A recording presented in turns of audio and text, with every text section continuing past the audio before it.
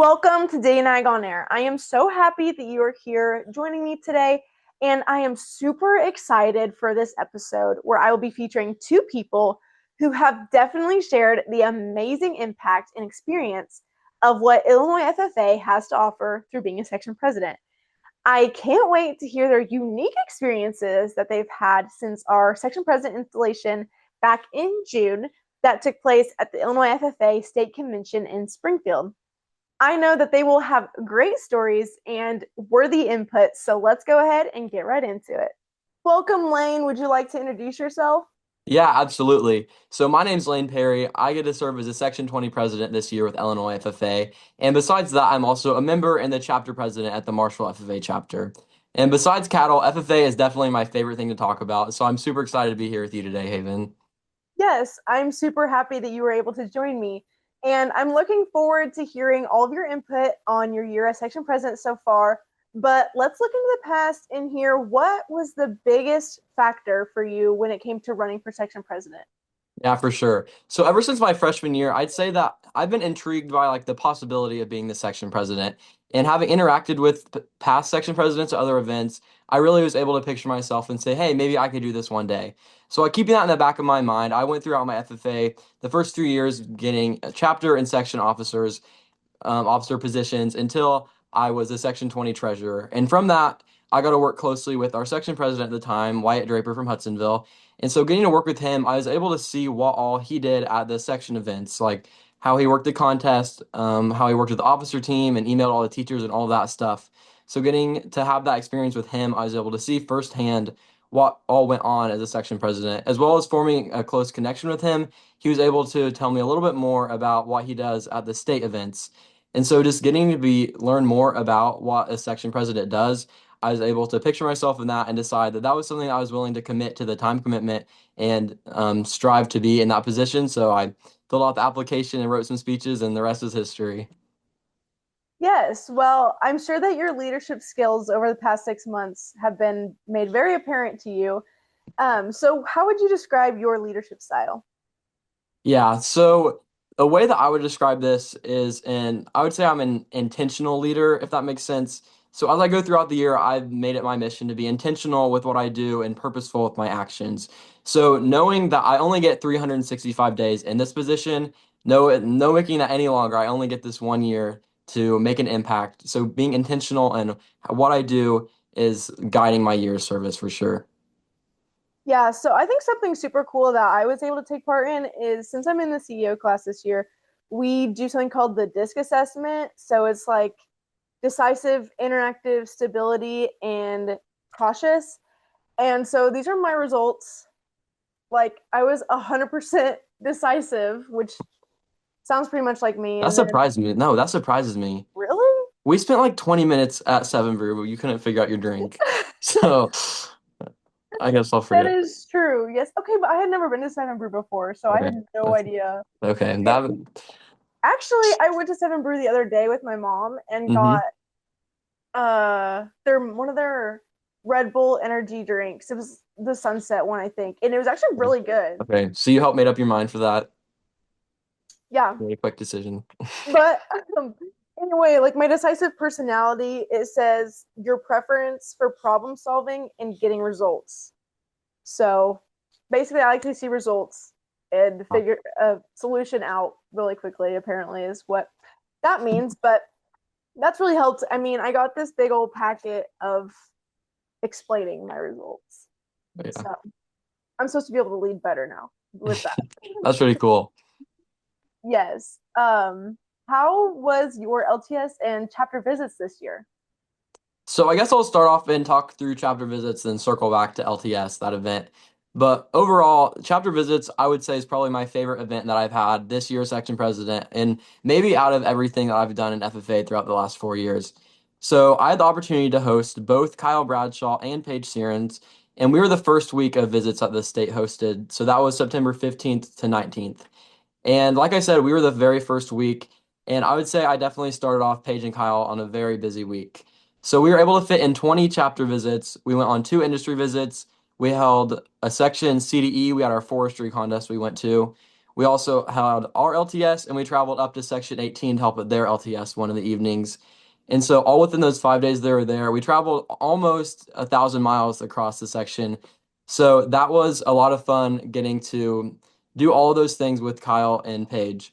But it was also one of my favorite things was how we got to interact with all the students. It was a little bit of a different opportunity than like say at the contest where there's other stressors going on with how they place at the contest or other things going on being out of their element. So I really liked getting to go into their chapters, meet with them and their peers, and just to form closer connections with the members that were in that room. And so that's what I really just loved doing with chapter visits. And also, Paige and Kyle were a blast to have stay with me for a week. And so that was a super awesome experience in whole.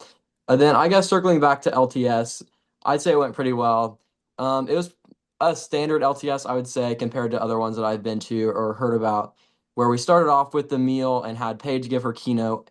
And then we moved into workshops to where four of my section officers and Kyle all held a rotation that the students went to. They went to all five and got to hear what the different rooms were about leadership. I know some of their communication, dedication, just a few different ones of those. And then myself, Paige, and my section vice president, Caitlin, we held a green hand workshop that all the green hands, so that if you don't know what that is, the first year members stayed with us, and the second, third, and fourth years went on to the other workshops. But those green hand students stayed with us, and we got to teach them six different things that our current section officer team decided that we wish we could do if we could go back in time and restart as freshmen.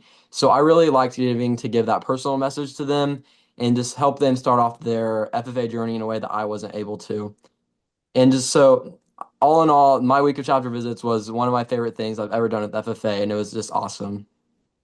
So LTS, if you aren't familiar with it, I guess for people that don't know, it stands for Leadership Training School. So basically, all of our section presidents, we host a visiting major state officer for a week. And one of those days, we will host an LTS, Leadership Training School, for all of our chapters. Typically, their officer teams are the ones that attend, but it's open to most members. I'm sure for every section, I know ours is.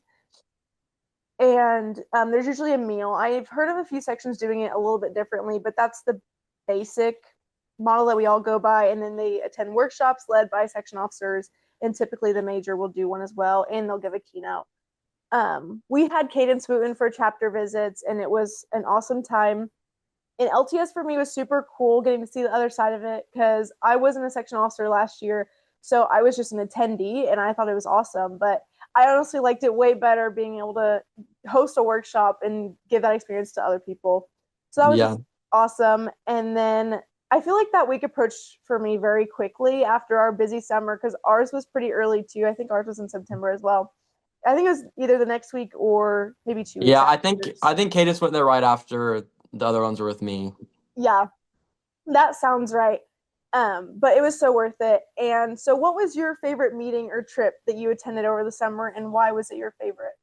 Yeah, so I know that before this year's section president, I didn't know how busy the section presidents are throughout the school year. You know, you'd see them at state convention, then back at your events throughout the school year. And so that was kind of a shock for me, just how much of the different events we had throughout the summer. And so my favorite was definitely towards the end when we got to work the Illinois FFA barnyard at the state fair.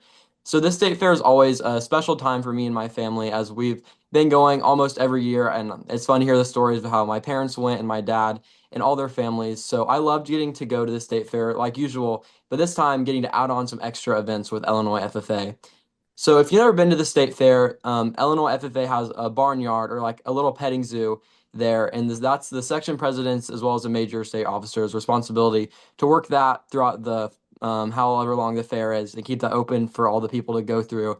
So I think it was pretty awesome to get to work with the thousands. I think almost 10,000 people maybe went through the barnyard and whole. So that's pretty cool getting to work with them and talk about the different animals that were there, as well as like who we are as FFA members and all about that. I know that I found myself with the sheep a lot, or if not, when socializing with the other section presidents, but it was just a great time to wrap up the summer. Yeah, I loved the state fair as well, and I think I spent more time with the cow than I did with actual people. It felt like there, especially towards the end. But I think Mhm. something that did maybe top fair for me was our Carbondale meeting, because I mean it was like a 7-day meeting with everyone, and Yeah. it was our first like type of meeting all together after state convention. Like we had one day after state convention, but I feel like this was the week we all branched together. It was, Definitely. yeah. But I was very sad that I had to miss camp because Yeah. I feel like my whole life I wanted to be a camp counselor, but then going to Build kind of made up for it, getting to be a team lead, and I feel like it's kind of a similar experience just being a group leader for a bunch of other children. Yeah. The big difference is you're inside at build and not in a million degree heat sitting under a tree. So, but definitely it Yeah. was pretty similar. Yeah. How did you feel getting to be a team lead at Build Conference? Yeah. So going into the conference, the Build conference, I was pretty nervous to be honest. So like how I just didn't get to go to Build conference last year. Our chapter didn't send anybody. So it was my first year going to Build was being this team leader. And so I did get to go to Ground Zero earlier on. So I knew how important it was to be a great team leader and how vital that was to the success of all the members. So I was pretty worried that I wouldn't be able to be the group leader that my members needed me to be. So going into the week, I was a little bit nervous, but once we started working with the other group leaders and the facilitators, I found myself back into my element, working with the students to help get the messages and help them work through the different activities that the facilitators were leading. And so by the end of that 2 day conference, it was honestly sad leaving. I loved my group. Shout out to Group 5 for being the best group. But so once we made it from the beginning to the end, I was 180-degree change. It was going from being so nervous to being such a great week and how exciting and how much joy I found in that. It was pretty awesome. Yeah, I think Group 11 may have been a little better than Group 5. Well, I don't know. But yeah, Build, it was a completely different experience than what like I was expecting. I mean, I knew I was gonna have fun and I was looking forward to it, but it truly was like an amazing memory that I will hold on to for a long time because I met so many amazing people, whether they were in my group or not, and it was just so cool to experience all of it. Yeah, I think it's pretty cool that all of the members there were like upperclassmen. So like they were pretty close to our age compared to like the middle school conferences. There's like a little bit of disconnect there. But I thought it was cool getting to work with people like right in our age range. Yeah, I agree. It's a completely different experience and group of people that you're working with. Something I'm curious to hear from you is what has been the most surprising or shocking thing that you've experienced since being section president? Yeah. So you kind of hit on this when you talked about Carbondale and the meeting we had there. But my most surprising thing was just how close this group of individuals came together, not only as teammates, but also as best friends. So it's definitely a cliche for section presidents to say or post about, like finding my 29 best friends, or I guess now with the addition of the State Sentinel, it's finding my 30 best friends. Feel like I've heard and seen that so many times. And to be honest, I didn't believe it. I thought, like, I don't know, maybe we're supposed to say that or something. But I can, if anybody else is out there like me thinking that we're lying, I promise you we're not. And it was honestly amazing how close we formed close friendships outside of just working together. Like these people are some of my very best friends. And so that's kind of surprising just how quickly and how close we became to one another. Yeah, honestly, for me, it's kind of the same thing. Just it was super surprising how close we got with each other. I was terrified going into it. I did not know anyone. Actually, I guess I knew two, but not very well. I knew Mhm. Owen and Caden because we served as National Affinity reporters together. Okay. But I mean, I'd only met them once at National Convention prior. But other than that, like I really didn't know anyone, and I was terrified. But it all worked out, and we all got so close. And I can't say that there's one person that I haven't had endless conversations with and like Exactly. Like gotten you'd to think know. like with the 31 people, like there'd be some people that you haven't like met with or something, but like it's actually crazy how every single person there I formed a connection with like that, like so fast. Yeah, it's crazy. And then, okay, I think a good question that we can end on is what advice would you give to someone who maybe wants to run for section office or a member that just wants to become more active in general? So I guess I'll start with just the members in general. One thing that I did that set up my FFA experience and made it 10 times better was having an active SAE, supervised agricultural experience, or otherwise known as a record book. So I found lots of success in my beef production as well as my ag sales record books, but there's so many different categories that you can find what your passions are.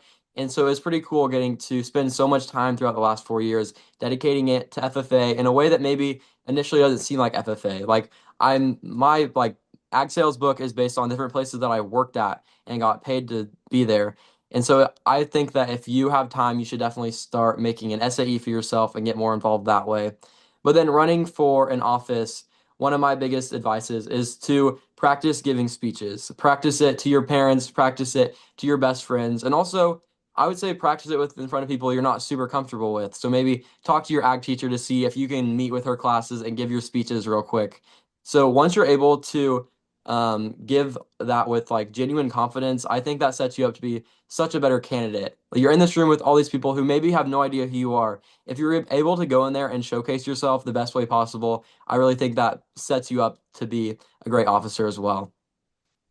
Yeah, funny you mentioned speeches, Lane, because our next guest is the speech queen, Sydney Kurgulais. Oh, yes. How could I forget? But thank you for joining me today, Lane, and your input and advice is greatly appreciated. And I wish you the best of luck during the rest of your year as section president. Yes, thank you. You as well, Haven. Welcome, Sydney. Would you like to go ahead and introduce yourself? Yeah, so my name's Sydney Kurgulais. I'm currently serving as the Section 22 FFA president. I'm from the Waterloo FFA chapter close over to St. Louis, where I currently serve as the Waterloo FFA chapter president. Yeah, I'm super excited to have you here today, Sydney. And now let's go ahead and get right into it and into section presidency and everything that comes with it. Who is someone that really helped you feel confident and prepared when running for this position? I would say definitely my advisor. I know that's a super basic cookie cutter answer, but when I ran for section president, it was kind of a last minute decision. Like, I didn't have a whole lot of time to prepare going into it. And so my different speeches for the different section offices I was running for, I'm not good at memorizing speeches. And so I recited these speeches to her over and over again until she could probably say them back to me herself. And so that was definitely a huge help going into it. I also would say in section 22, each school gets two delegates. I know each school's a little different, or each section's a little different. But having those two delegates be two of my best friends from my school was really helping me be confident going into section elections, just having those familiar faces in the crowd. Because even if you know all these people a little bit, it really helps to know that there's two people out there who are definitely voting for you no matter what and are really rooting for you, even if you mess up your speeches, no matter how bad you forget or whatever. So I would say my advisor really helped me feel prepared going into it. And then having those two friendly faces in the crowd really helped me be confident in the moment. Yeah, for sure. I never really thought of it that way. Yeah, I mean, two people hopefully should be voting for you. Yes. What has been your favorite part of being section president so far? Oh, there's a lot of good things and really cool things you get to do as section president, so that's definitely a tough choice. I would have to go with LTSs though, specifically my own, but I also got to go to Section 21 and Section 15's LTS. And so, like, looking at Section 22's LTS, which is obviously where I'm from, it was so cool to see it all come together because that's something that me and my whole section officer team poured a whole lot of work into, making that come to life, along with all the advisors and different volunteers from across the section. So, just seeing how smoothly that was able to go and how much fun everybody really had with it was really, really super awesome to see that all come to fruition and hear people talk about the workshops that my section officers had put together and how much fun they were having. And then I was running a workshop with Paige. So we got to have some really good conversations with some people from across the section because, of course, in chapter visits, you don't get to meet every person from every school. So when you get to LTS, you get to meet a lot of those really active members who are really excited to be there.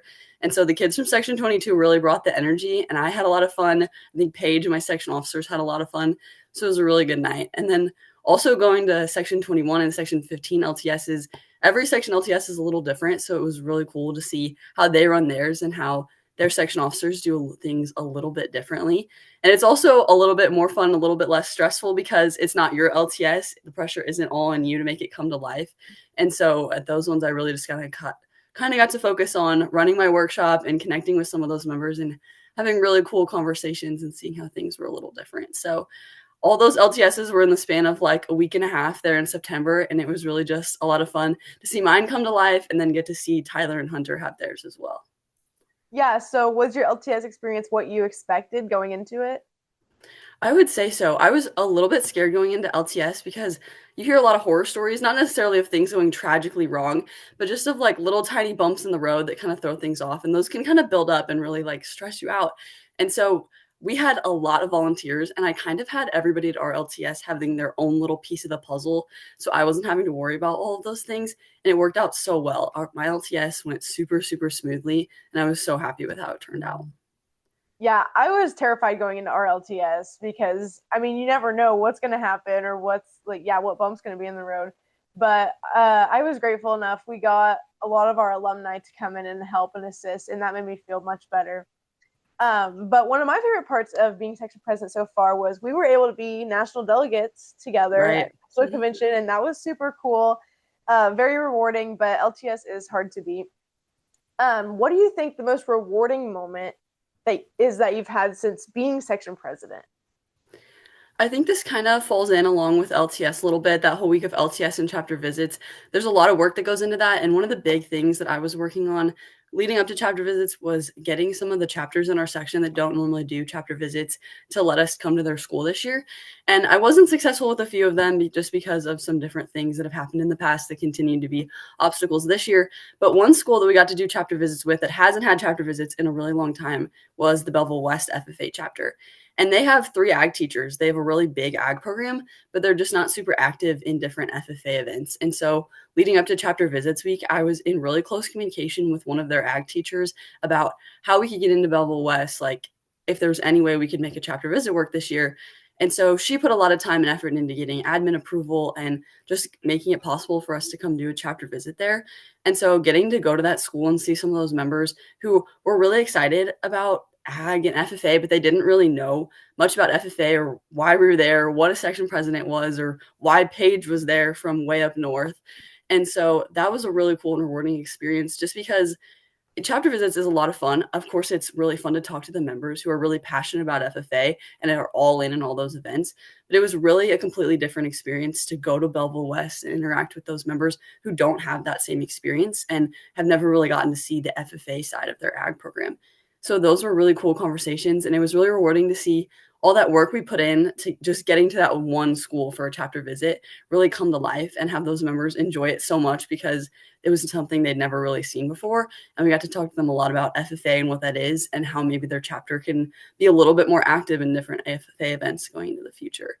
And then in October, about a month after chapter visits, they came to this Temple Grandin meet and greet FFA event at Bayer. And so we got to see some of them again and see them come to an FFA event. They don't have official dress yet, but I think they're working on it. And so that was just a really cool full circle moment to see all that work come to life and them to be able to see the FFA side of things and being so passionate about it, even though they had never been to an FFA event. Yeah, that's awesome. Which section 22, don't you guys have a lot of chapters or a little bit more than the typical section? Yeah, I think we're not huge, not maybe like Section 8 up in Chicago where there truly is a lot of chapters in one area, but we do have quite a few. I think this year we're at about 20 or 21, if I'm remembering correctly. And so there's kind of a big difference between like the schools off to like the east end of the section where things are really, really rural, and then closer to like East St. Louis where we have more urban chapters. And so that kind of is something, a little bit of a difference compared to maybe some of the other sections. Yeah, because we have 14 chapters in our section, and I thought that was a lot, but you definitely have a lot of ground to cover. Now, I'm really curious to hear your answer to this next question that I have for you. What's one thing that most people don't know about Illinois FFA or being a section president that you think they should know? Illinois FFA is huge. I think that's one thing that a lot of people don't realize because just being a regular member in Illinois FFA, I never realized how big Illinois FFA is compared to so many of the other states' FFA associations. Illinois is obviously not the biggest. We're not the biggest state, and so we don't have the biggest association, but there's just so many opportunities that come with being such a big association with so many different connections that I, as a member, like never realized that were there. So, and as section president, like obviously we get to go to all this different stuff. And so it really opened my eyes to just how many opportunities there are. Like FFA camp. I never would have gone to FFA camp if I wasn't a section president. I knew it existed, but I didn't really know that much about it. And so as a member, I was always really busy and I never really made time for a lot of those opportunities. Like I never went to WLC, I never went to FFA camp, I never went to Ground Zero. And so going to those things now as a section president has really opened my eyes to just how much there is in FFA. And even beyond that, like little things like Illinois FFA and the section presidents and state officers running a barnyard at the state fair.